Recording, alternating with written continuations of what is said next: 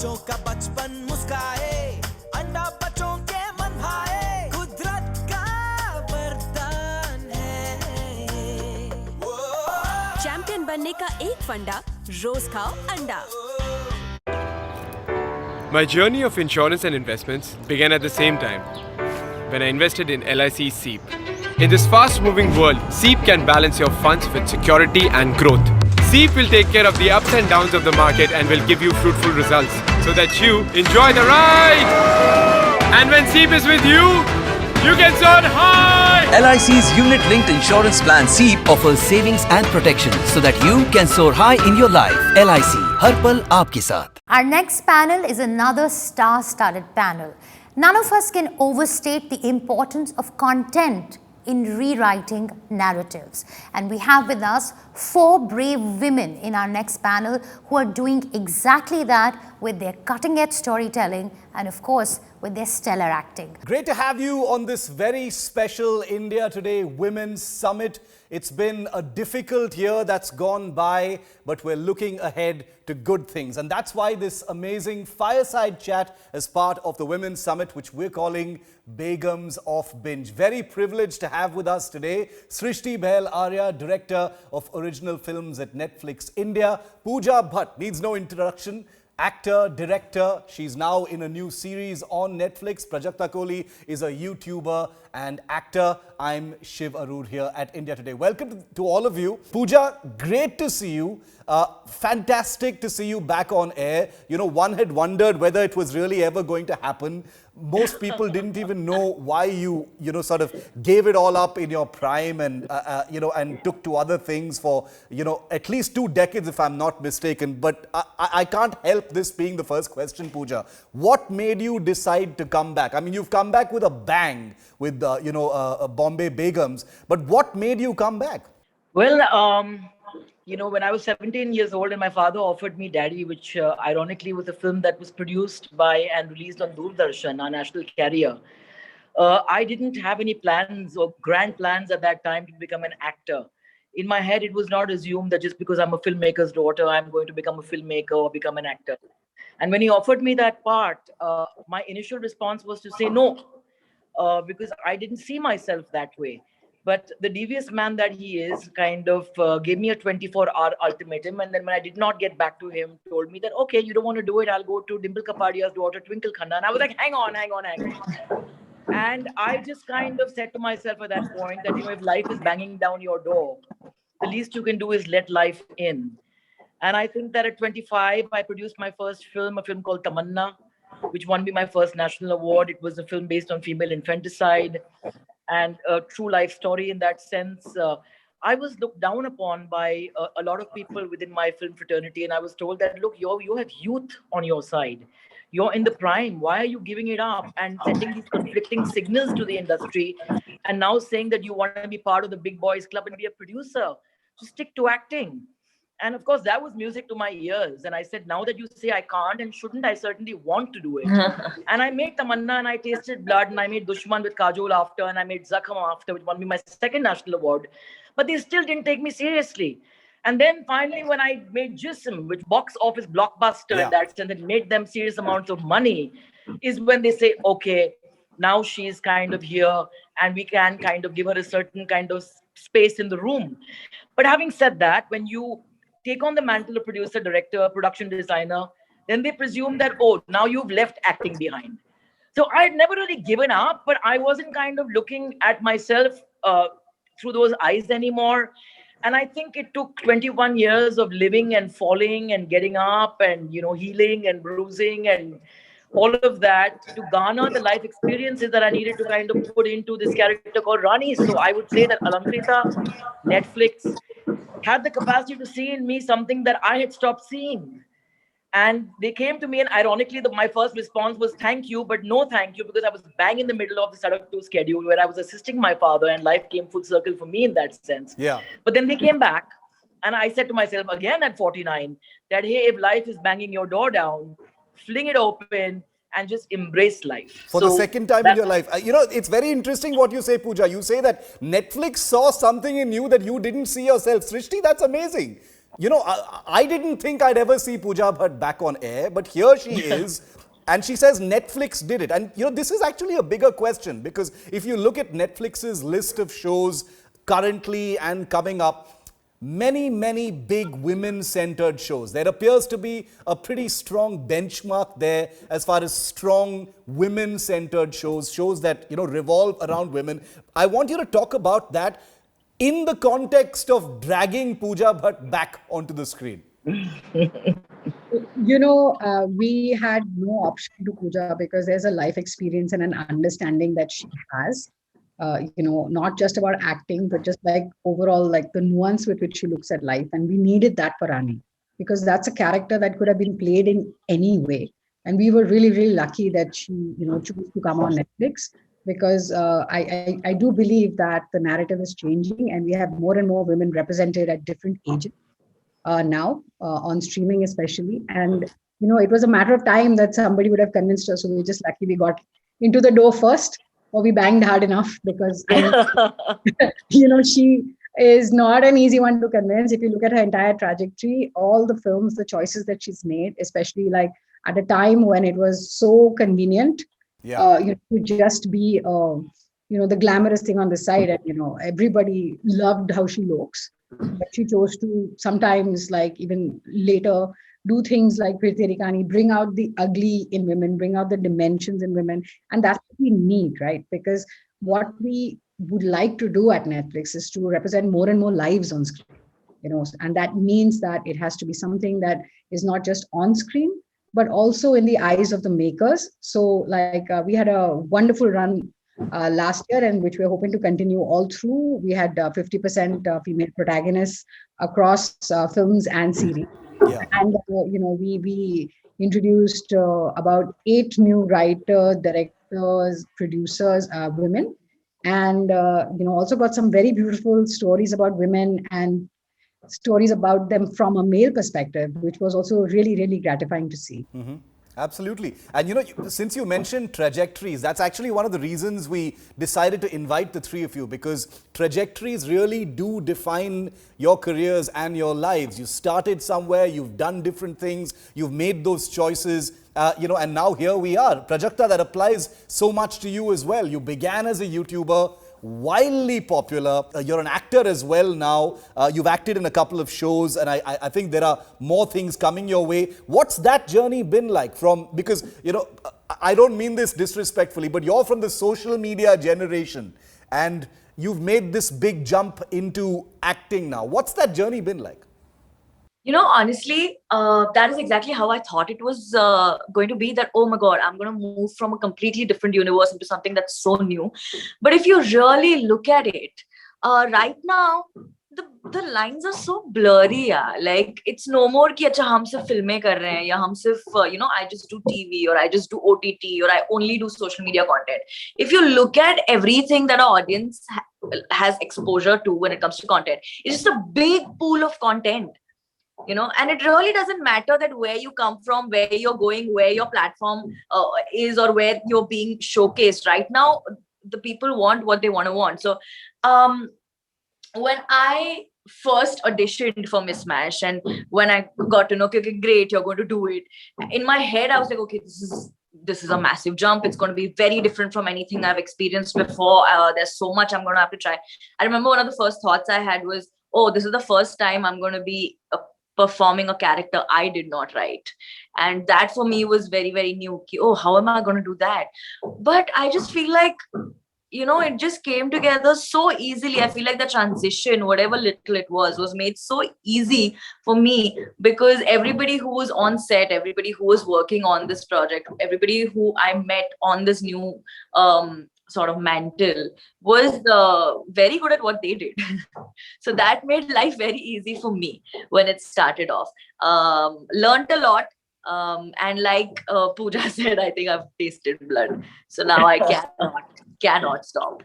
Yeah, absolutely. Tasted blood is the perfect way to put it. Also because, speaking specifically, Pooja, now about Bombay Begums, when I said you've come back with a bang, it's not like you haven't seen controversy in the past. You have. You've gotten your hands into controversial topics. Not to say that Bombay Begums was controversial, but it's landed in this controversy that we in the news media have been covering quite a bit. What was your reaction to the notice from the National Commission for the Protection of Child Rights and all the other things that were said about the show?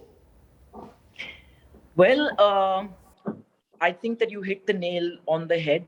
Reforms are not new to any of us. My father began his illustrious career in the years 1974 with a film called Manzile Aur Bhi Hai, and that was banned. A film that I produced called Zakham in 99. A stalwart from our film industry who was actually heading the board refused to give it a certificate. But finally, it was an NDA government that actually gave it a national award for best film on national integration. So I think eventually your intention is always understood by people in power. And institutes finally comprise people, Shiv. And people have their own sets of biases, their own understanding, their own way of looking at the world. Two people cannot look out of the window and see the same view. So I think, first of all, we have to stop kind of believing that it's an us against them situation. I think we're all in this together.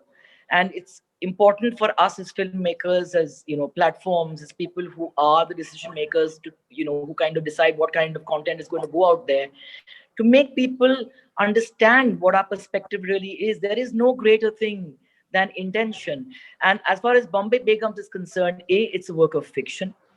B, what's glorious about it is that it tells you about 5 individual women in different stages of their life, starting from somebody who's 13 and she's in a the prepubescent in that sense, going to me who's 49, who's now hitting menopause. And I think when I look at Bombay Begums, I don't really look at it ever as my win. I look at it as a tribe that is one, a tribe of actors, a tribe of filmmakers, a tribe of creators who actually put their faith and belief into something. And that's what kind of is resonating. I mean, I'm getting messages from Amritsar, from the Netherlands, from Nairobi, from places which don't normally consume traditional Indian cinema, who are reacting to this story. So my response was, sit down with the commission, talk with them, let them understand that Shai's character in particular is a troubled teenager. And we have plenty of those in society who is lost within her own home, who is looking for some sort of, she begins by saying that, I rather be a rebel and lead the pack, but what am I rebelling against in that sense? So I think that we've all somewhere gone through that. We've all been rebels without causes. And I think as you grow older, you understand that, you can't have a knee-jerk response either case. And you need to sit across a table, speak from your heart, communicate your intent, and it's heard more often than not. And I've got to tell you quite personally, Srishti, that I couldn't understand why this notice actually came, because of course it's a work of fiction, but there is an element of reality. It's not like things like this aren't actually happening. And like Pooja just said, may I just add that it's more, it is more than an element of in the sense that it's not even the tip of the iceberg as far as reality is concerned. But over to Srishti. No, absolutely, because for every, in the ensuing social media storm, which actually follows everything that happens these days, for every one person who who had something to say about the commission's notice, there were so many people, and I'm sure you've heard all of them, Srishti, who said, what are you smoking? This stuff really does happen. I mean, what world are you living in? But what was it like navigating that? And you're still navigating that, because this is serious. Pooja says, ultimately, it's down to individuals who make up an institution, and you've got to sit down and talk to them and not have a knee-jerk reaction. It's not an institutional kind of or systemic reaction. But how is Netflix dealing with that, Srishti? Shiv, I think a lot of the answers are in your question itself, right? Because at the end of the day, Bombay Begums is an incredible show, and like Pooja was saying, it takes a fictional look at the lives and the experiences of women across generations. And it has been resonating with a lot of people. And, we're really happy with that response. The series was, always intended for an adult audience. It's rated 18 plus. We have a disclaimer, we have a synopsis to help viewers make informed decisions on whether they would like to watch it. Prajakta, do you want to weigh in on this? Because, this is not the first time that you've seen notices flying, against shows. Controversial content is a broad stroke. Anything can be seen as controversial depending on the way you look at it. But as someone who creates content, how do you see the fact that notices are coming, more frequently perhaps against shows? I think, when it comes to social media, and because I've been creating content for over 6 years now, everything that I put out on YouTube, everybody has an opinion on it. There's always somebody who loves it. There's always somebody who has major issues with it. And I think it's that yin and yang sort of a situation when it comes to putting content out for everyone to consume, judge, and react on. And I think exactly what Srishti and Pooja said, the fact that we are getting reactions, the fact that conversations are happening, I think in a weird way is sort of a step forward, because at least now it's up for debate. At least now it's getting discussed instead of, just harshly deciding whether or not one thing gets to be or not. Does that make sense? Absolutely makes sense. Pooja, which brings me to the question over whether notices like this, the fact that after you create content, after it's out there, after, audiences are consuming them, when there are such reactions from departments like this, is this creating an atmosphere where content creators, producers, writers, like yourselves, are thinking about the creative process, before putting the product out? Has that become a thing? And I'm really interested in your answer again, Pooja, because you've always, stepped out of the proverbial box as far as content is concerned. Well, for some, it is most certainly a reason for concern, but for others, it is not. I mean, I'll give an example. I made a film called Rogue, which I released traditionally. I got a censor certificate from the censor board. I got permission from the BMC and NOC before I put my posters up in the public space and domain. But still, I had an individual who filed a case against me, deeming those posters obscene. I could have at that point come to some arrangement, as I was advised to by many within my industry, out of court, and just squash this. But I chose to fight this battle, not only for myself, but for other filmmakers who get harassed by people who kind of, would want to kind of catch you when you're in a vulnerable position and kind of create a roadblock. I fought Shiv for 10 years. I went from Bandra Court to High Court. And finally, there was a landmark judgment given by the Honorable High Court, which kind of questioned who decides and who defines obscenity. What you define as beauty could be obscene to somebody else, and what's obscene to somebody else could be completely divine to not to another. So I think that eventually, if you have your moral compass in place, and if you've done something with the right intent, you need to be able to stick to your guns, and you need to be able to kind of, tell your stories the way you wish to. Yeah. And if your intent is to provoke, to just be selfish and say, I just want to go out there and be provocative because I want to appeal to my own vanity and I want to shake things up, it's going to kind of backfire in many ways. So I think that we must understand, and if there is a commission who has acted upon even a single complaint, I think we should applaud them for acting. That means that they are an active commission and they're doing their job. And it's not easy for anybody who's running any institute to do their job fully, because, you have to hear both ends, and you have to hear criticism and praise no matter what you do. But having done their job, it is our job then as filmmakers to kind of explain to them where we come from, to reinforce the fact that A, it's a work of fiction. B, we were extremely responsible when it came to dealing with the young girl on screen and off screen. Yeah. How we shot with her. If you've seen her take a single drag of a cigarette, it was never nicotine given to her. At no point in the show is she somebody who is an habitual smoker.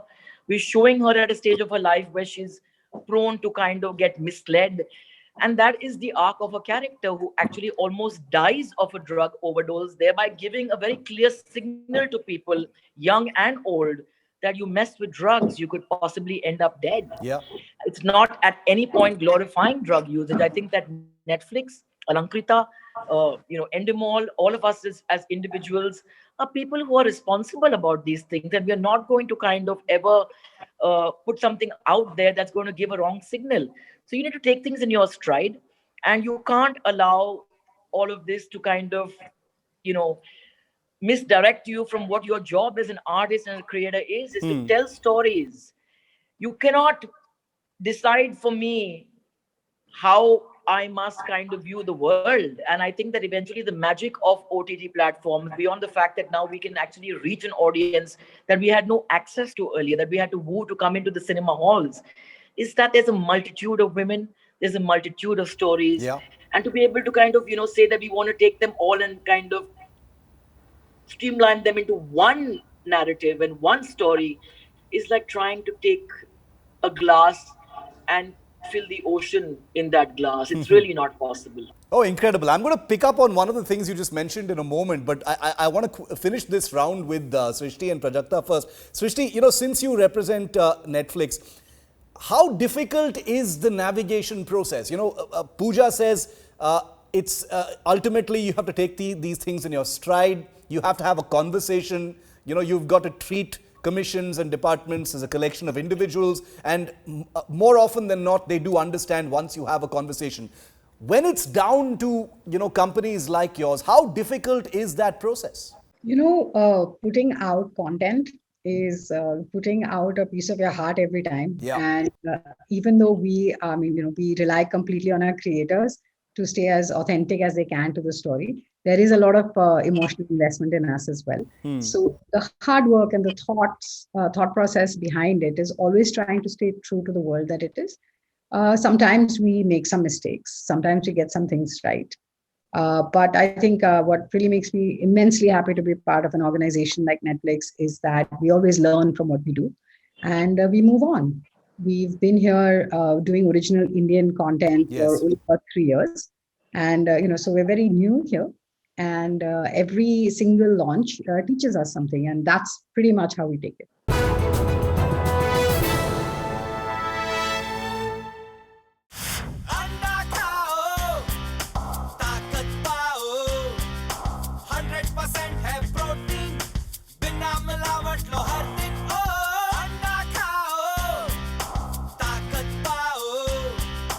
बच्चों का बचपन मुस्काए अंडा बच्चों के मन भाए कुदरत का वरदान है चैंपियन बनने का एक फंडा, रोज खाओ अंडा। गाइस कल मेरी नई बाइक आ रही है। ग्रेट, तब तो I will come with Rohan every day. Insurance है? तुझे क्या लगता है? इंश्योरेंस, पीयूसी सब कुछ है। I was talking about life insurance for Siya. Jokes apart guys, but आज मजा कल सजा नहीं होनी चाहिए। सीरियसली, लाइफ इंश्योरेंस तो जरूरी है। LIC का न्यू जीवन आनंद देता है डबल फायदा। मैच्योरिटी पे मिले फुल पेमेंट और लाइफ कवर चले जिंदगी भर। ए हेलो, इंश्योरेंस है क्या?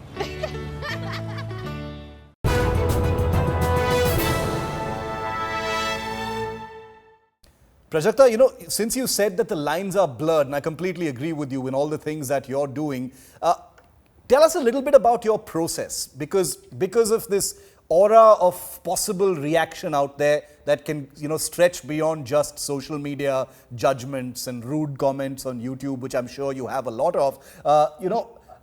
Do you sometimes feel like you're walking on eggshells? Because, you're young, you're making that big transition now, you're juggling a lot of things, you're hugely popular, but, there's always a chance it could all come crashing down with one, proverbial wrong move. You've seen it happen with others as well. Do you find yourself constantly thinking, rethinking your content, walking on eggshells? I think as creators, at the end of the day, what really matters is what is your intention for putting the content out. Like she said, if you are looking for trouble, it's not that far away. When it comes to creating content, and again, I think it's each creator to their own. There are sensibility choices that every creator has, and I respect them for that. But there are a few lines that I know as a creator and as a consumer of the internet, I will not cross. And I think for me, every day has been quite a learning experience because, again, I started YouTube back in 2015 when we did not see digital platforms booming the way they are booming right now. I mean, I honestly thought that, I just want 30,000 subscribers in life because obviously usse zyada kiske hote hain. So I did not at all see platforms, none of us saw platforms going where they are right now, and digitally India just becoming this massive platform of content is why also the fact that I've spent 6 years interacting, engaging with my audience, making content every week, doing meet and greets, talking, reading the comment section is also a lot of learning, is also a lot of training that I got in over the years to sort of make content. And I think that is something that I really, really rely on, because one of the greatest things about the internet is that people finally say what's on their mind. If they spend time watching your content, they'll either tell you they love it or they're going to tell you they don't like it. And both times there's something or the other you learn from it. And honestly, that has been my biggest lesson over the past 6 years. So do I feel like I'm walking on eggshells? Honestly, I'm going to be very honest with you. I really, really don't. Because I have a team that sort of understands this in areas that I don't understand. We have constant discussions, and I think engaging with your audience always gives you great insight as to what direction your content can lead in. And I think that has always been my guiding light. So, but yes, of course, there's always a sense of responsibility with the sort of reach and impact and numbers that the internet brings with you. So there is always a sense of responsibility. But honestly, if your intent is right, and I love my job, I love creating content, I love writing, I love shooting. And I think that also brings a lot of security. Very interesting. Pooja, now, since you mentioned OTT, and your return after all of these years was on an OTT platform, can you tell us if there was a specific reason for that? And the reason I also ask is because, like you said, OTT has sort of completely upturned the entertainment industry. The opportunities, have come in a flood, and it has changed things completely, perhaps for, for women professionals in the industry, women actors, women producers in the industry, like, the film industry perhaps never could have. Absolutely. I think that the OTT platform that we used to earlier call satellite has given me so much. It gave me my launch when I was 17 in 1989 for a film like Daddy. It gave me Phir Teri Kahani Yaad Aayi, again a film released on ZTV that not only entertained people but also became a smash hit for Z. And the music was a huge hit and still resonates in that sense. My father made a film called Swayam with Wahida Rahman ji, and it was dealing with a woman who was of a certain age, a widow, who decides to kind of move on with life after her husband's death. And he chose that platform always to tell stories that he could not tell through the traditional kind of mainstream channel, which is why he straddled both worlds very effectively. He made the big blockbusters, and he also chose to kind of venture into satellite and tell his stories in that way, and something that not very many people did at that time. So I think that when I was offered Bombay Begums, of course, it was the title, it was the role, it was Alankrita, but it was most certainly the fact that it was Netflix, because for me, and this is not a plug, Netflix really changed so much for me and for so many of us in terms of the kind of entertainment that they created. They're not merely a platform. They are collaborators, they're producers, they're creators. I mean, look at something like House of Cards, for example. And you have a woman like Robin Wright, who I've always loved, but the industry, Hollywood, is no different from Bollywood in that sense, had decided that she's past her prime. Her greatest claim to fame is that she was married to Sean Penn at one point. And it took a show like that to kind of make her hurtle back into our consciousness, where she plays her age unashamedly. And all of us just swooned and can't get enough of that. So I think that they've been extremely brave by their choices of women as artists, as writers, as directors, as collaborators, and have understood that the old campfire method of storytelling, where you had an elder who kind of shared his story, his experience of the day, and then passed it on to the person sitting right next to him and said, now you tell your story. And that campfire now has extended to the entire world. And, we as women in particular, whether you're based in Hollywood, or whether you're sitting in Nigeria, or you're sitting in Dhaka, or in Karachi, or in Mumbai, or in LA, I think what binds us is our humanity. And the fact that eventually we all have the same struggles, whether it's aging, whether it's kind of, female ambition, whether it's the way we are perceived when we kind of reach a certain age, or our desires, our libido, countless battles that kind of somewhere string us together and bring us together. And I think it's wonderful to be able to tell these stories where it's out there. I mean, earlier for me, the greatest thing about Daddy was that it's going to be on Doordarshan and every Indian household is going to consume it. And now Bombay Begums releases and goes to 190 countries.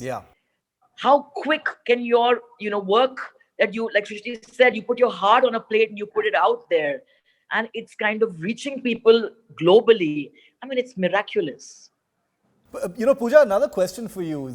Since with the release of Bombay Begums, with OTT, with all of this, amazing content, women-centric content that's coming out, there's also this battle against stereotypes. It's a constant battle, but there is also one perception that, in the war against some of the old stereotypes, which you are very familiar with, there are new stereotypes that are perhaps being created. With women characters. Would you like to comment on that? That there is a view on that as well. No, I agree. To a large extent, there are. Like, for example, I mean, traditionally, somebody my age at 49 might have been cast in a film or been cast in a show, but then I would be possibly, playing the mother of a man who I possibly was opposite 20 years ago. Because men don't age in Bollywood, especially. I mean, we are very comfortable with a 53-year-old going to college, and we kind of, we're okay looking at his kind of wrinkles or his Botox face. But you're not comfortable with a woman in that sense. So I think that it's quite commendable that you get to kind of, rebirth yourself through a show like this, with people who, like I say again, see something in you that you kind of somewhere just tucked away as a woman and an artist. It's quite amazing. And I think that what's special about this is that I'm not merely playing an elder. I mean, she's somebody who's not only a boss who's in charge. She's somebody who feels desire. She's somebody who kind of falls. She's somebody who is quite devious as well. So there are these colors, which I think that, there are many worlds within the world, and there are many women, in the same woman. And I think that very rarely do you get a body of work where not only are there 5 characters across board, but there are so many women within those women themselves, which actually makes it so complex. And that is what life is. So I think that to say that we want to paint, men with one color or one brush, or we want to paint, women with one brush, and say that, you will either be the vamp or you will be the kind of, the girl next door. Those days have gone. The audiences have moved on. It's time that the powers that be, it's time that we filmmakers caught up with the audiences.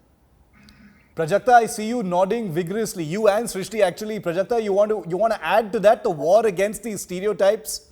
It's an ongoing war. I mean, let's face it. Yeah. Also, I completely, just adding on to what Pooja said, I think the fact that our audience now demands realistic content, relatable content. I mean, you can still try putting content pieces out that sort of harp on these stereotypes. I feel very proud to be alive at a time when our audience is rejecting that. Now, you could be the biggest star and you could have all the numbers in the world, but if your audience is choosing to spend their time and money on a subscription, they're not going to settle for shit. You know what I'm saying? And I think that gives creators a lot of empowerment when it comes to creating content. Honestly, it's just so funny. I remember I was doing an interview when Mismatched released. And on that interview, the journalist said, it's just obnoxious. Yeah, this Dimple's character is obnoxious. That Rishi is so cute and he keeps asking her out. And I was like, have you met 17-year-old girls who have ambitions? They don't care. I mean, honestly, in a very regular situation, if you had inverted Rishi and Dimple's character, and Dimple was the one dancing around Rishi, and Rishi was very focused on being, a gamer and a coder, Rishi would be really, really looked up to, and Dimple would be accepted, and Rishi wouldn't be obnoxious. And I feel like, it's really high time that normal stories about normal people, men and women, are told very normally without sensationalizing it, without making it look like, oh my God, we are trying to make a point. We're all feminists here. This is how we want to, without that, I mean, all of us were so surprised. We were like, really? Have you not met girls anymore? It's what you saw in movies 20 years ago does not exist. So I'm really happy that platforms like Netflix sort of have the guts to just be out there and show normal people as normally as we exist. And I think that is a massive shift that's happening in perspective across our audience. And that's a win. Srishti, is that also a struggle though?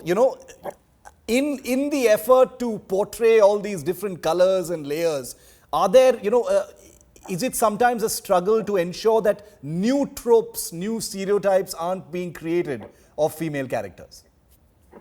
I think that one of the things that we always focus on is the diversity of storytelling and of the stories. So Right. if we're trying to include more and more lives onto our service, then it just so becomes that everybody comes in with a different point of view. What is really refreshing is to see so many female storytellers come forward, and they come with stories they've been holding on to for really long and haven't possibly got a chance as a writer or a producer or a director or an artist for that matter, to come and tell their story their way.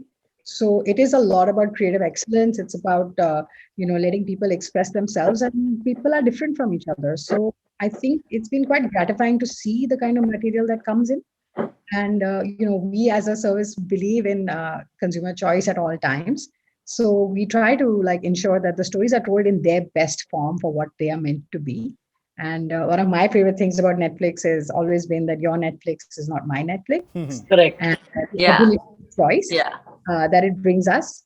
But definitely we are seeing that more and more people are open to experimenting, not just with the content, but also the language, the country of origin for the language, for the show. Like I said, Money Heist is clearly everybody knows, but Yeah. people watching other Spanish shows, or even the Korean, the K-dramas are really big for us at the moment. And they're also watching Ala Vaikantapurumulu. It was a Telugu film that came on our service. It popped in over 13 countries. AK versus AK popped in 40 countries. So you're just seeing that there is to what Pooja said, at the end of the day, we are all human beings and we're all relating to different aspects. And it's not just happening in this country, it's happening globally. Since you mentioned Money Heist, Srishti, Sex Education, Dark, I think they were the most searched Netflix shows on Google last year. Very curious, as a sort of addicted consumer of OTT content, what's it going to take? I know this is one of the things that all of you at your team are working on. What's it going to take to get one of the Indian shows up there on that list? It's going to take more hard work and a lot of passion. And, we will get it right. We saw, more than half the viewing of Sacred Games came from outside the country. And, these are things that kind of take years to develop. And like I said, we're still young in India, but we're working towards it. So, you never know, like Pooja's hearing from the Netherlands, I think she mentioned on Bombay. Yeah, the Netherlands and Nairobi too. Yeah. There are, it's great to see people being more and more open to different kinds of content. And as we get better and bigger at it, it's going to only get, more common, hopefully, these kind of things. Also, if I may add, I think what's fascinating is that, I think that Indian women have largely been a great mystery to the rest of the world, because we've always held our cards so close to our heart. We've never kind of revealed us to ourselves and each other, forget about the lead of the world. And when we've heard women's narratives, it's always been through the heartland of an American or a British or somebody from Europe.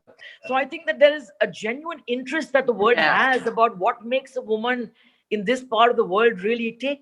What is, her heartland all about? And they want to really navigate that. So I think it's very exciting time, because I think that here is our chance to be able to kind of, the things that we would normally whisper to each other in the dark, the secrets of the heart.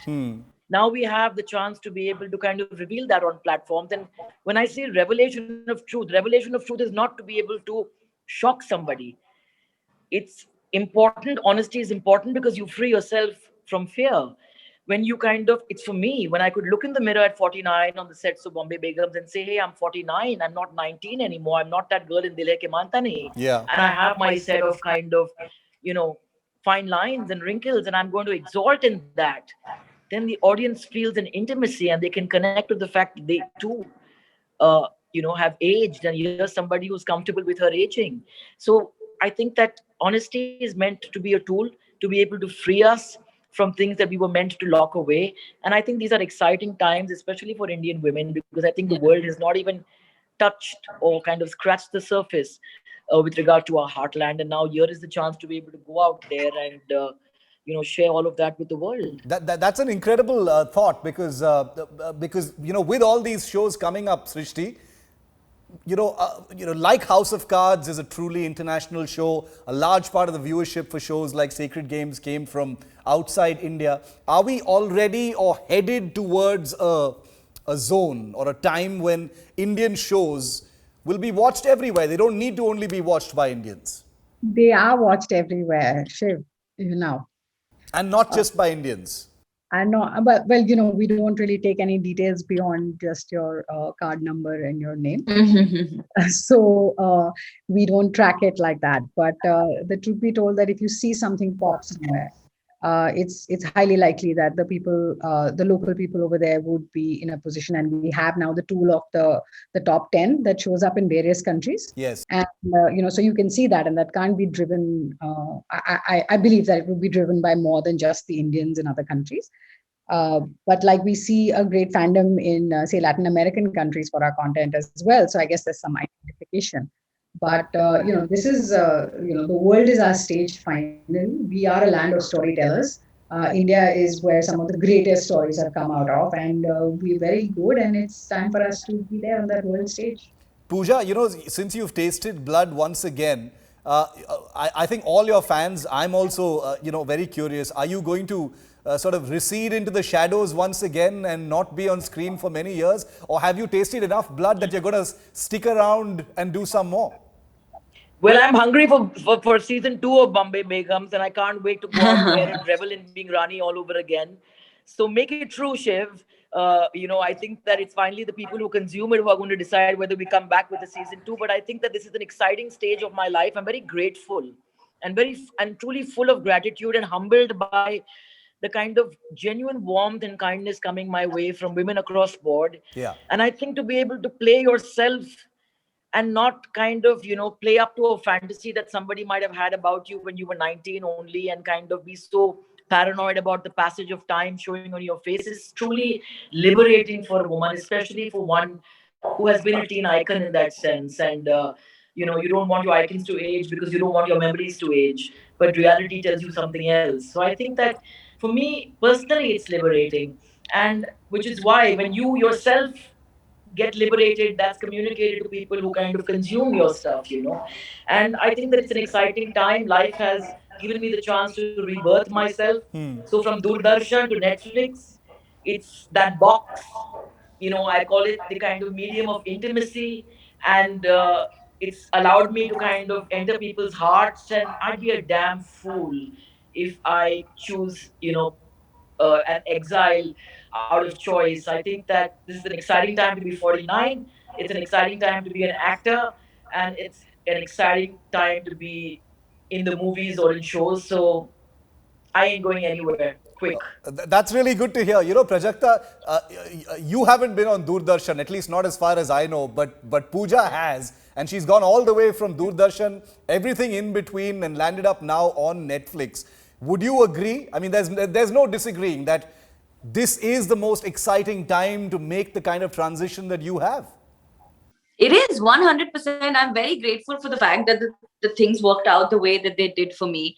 I feel extremely blessed that like I said, I feel very blessed to be alive at a time when content is doing what content is doing, not just as a consumer, but also as an artist and as a creator. I feel it's extremely, it's vibrating, from all sides. Everyone wants to tell stories and everyone wants to listen. And I think that relationship is beautiful. The fact that we're not in a space where itna sara content hai, but dekhega kaun?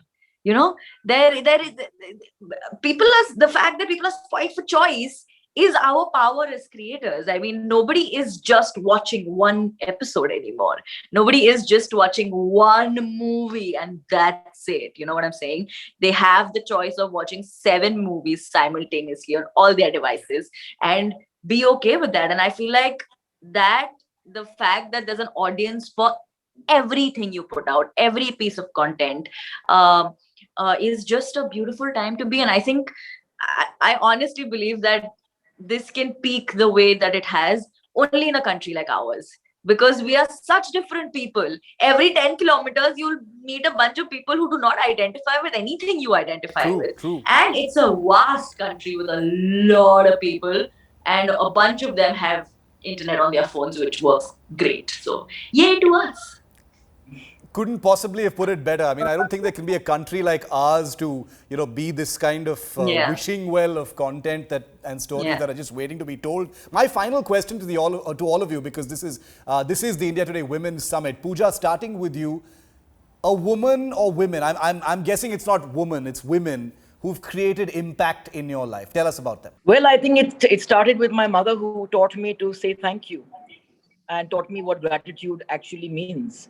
And my grandmother, who kind of dragged me to, a Muslim lady who dragged me to Siddhivinayak on Tuesday and took me to church every Wednesday and kind of created within me this genuine respect for various forms of religion and kind of allowed me to decide for myself where I would like to bow my head. Also taught me to cross the road. Ladies like Helen G, who exemplified grace, somebody who kind of did these supposed item songs, the cabaret songs, but never looked vulgar. And I think countless women that I've read, I mean, whether it's been Mary Oliver, whether it's been Virginia Woolf, whether it's been Sylvia Plath, whether it's been countless, Maya Angelou, Masweta Devi, women who I've read and I've lived and I've thrived through. And now, that's changed to this platform. And I think the reason that we read, the reason that we want to know about other people's lives is because we want to learn more about ourselves. And that's what this time is giving us, where we consume these stories about a variety of women globally.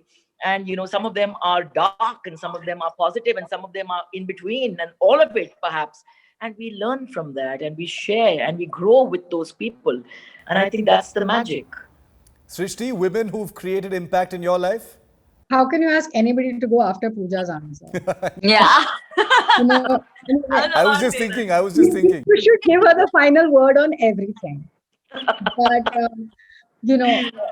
she's, of course, much more articulate and better spoken than me. But, that was one of the reasons why I worked with her really early in my career. And I would say, that she has had a major influence on me at that point in time. We didn't see women who could be outspoken and, to just do what they wanted to do. And it's such a strange thing. And I don't know, Prajakta, if you can identify with that it just didn't occur on so many occasions to me growing up that I could do what I wanted. And there was this woman, she was the lead in a movie that I was producing at that point in time, and she did whatever the hell she wanted. And that was hugely inspiring. Of course, my mom, we lost my dad really early. And, for a woman who never worked a day in her life, brought up 4 children. And I think we turned out pretty okay. There's just so many women, it's just going to be difficult to name them. But I think, if you're open, there is just so much to learn. I look at Prajakta and I see a whole new world ahead of us. Yeah. And the enthusiasm with which she's speaking, I'm really inspired to say that if I could just, bring that back again, or all the way to my 4-year-old niece, who makes me look at the world in a completely different way once again. Prajakta, we'll end with you. The women who've created impact in your life. You've already been named as a woman of impact, though. Oh boy, that's a lot of pressure. Honestly, my mom, definitely. I think she has a big role to play. My sister taught me to be fearless, completely fearless. Even to make mistakes. She always asked me to go head first into bad decisions. She's like, go for it, you'll learn, you'll be back. I'm a massive Ellen DeGeneres fan, and I think just the one thing that I could learn from her is that kindness can take you a really, really, really long way. It makes your life much easier. I had the pleasure of meeting Michelle Obama, and one of the things I learned from her is that what drives her is not the fact that she's Michelle Obama, the fact that she is a person who works. And I think, I've had the pleasure of actually listening to Pooja and Srishti speak before this conversation started. And again, I think the fact that someone like Pooja actually sort of did what she did and made the decisions and chose to challenge everything, not with a filter of her gender, but of just being a person. I don't think her being a woman is what really drove her as much as her being a creator and a filmmaker and a producer and an artist did. And I think I really respect that. I think that is a beautiful quality in women, and I think that is coming out more and more. So like she said, I am just happy there's more and more and more of us, and we are not backing down. I cannot wait to enter Every time I'm working, I cannot wait to enter a room where there's a bunch of different women coming from different places with their experiences, and you have so much to learn from everybody. So it's a wonderful time. Okay, perfect. I think I speak on behalf of audiences here in India and around the world when I say that we'll be waiting for what comes next from all three of you in great anticipation and in great admiration. And I personally would like to congratulate the three of you for your success. We really do look forward to more. And thank you very much for being with us on this special session. Thank you, Pooja. Thank you so much, Shiv. And thank you, Srishti. Thank you so much. Thank you.